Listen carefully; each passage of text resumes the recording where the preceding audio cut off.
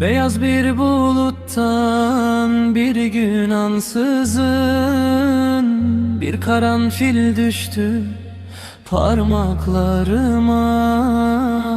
Gözlerine kuşlar doldu bir yüzün, elleri karıştı ırmaklarıma.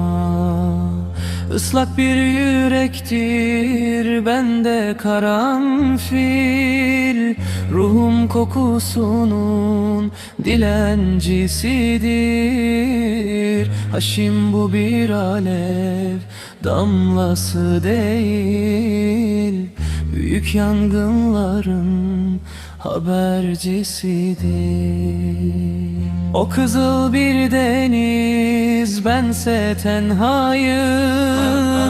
Onda umut, bende yalnızlık büyür.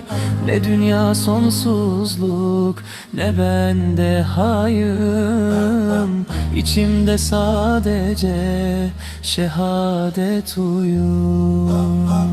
Bütün yiğitlere gıpta ederim.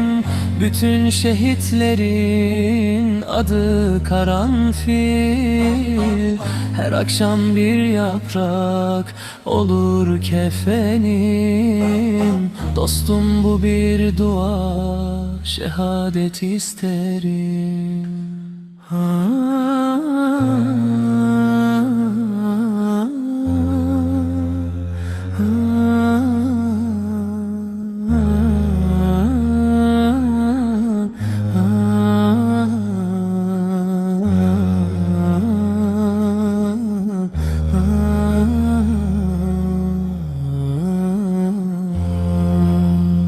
Beyaz bir buluttan bir gün ansızın bir karanfil düştü parmaklarıma.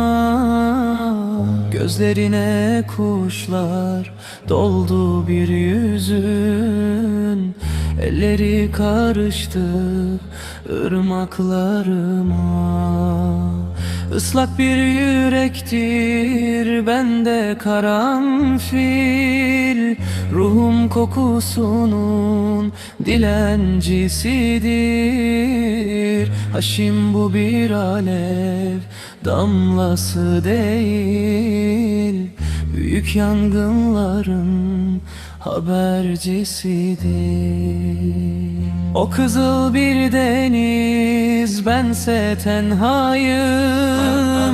Onda umut, bende yalnızlık büyür. Ne dünya sonsuzluk, ne bende hayım. İçimde sadece şehadet uyur. Bütün yiğitlere gıpta ederim. Bütün şehitlerin adı karanfil.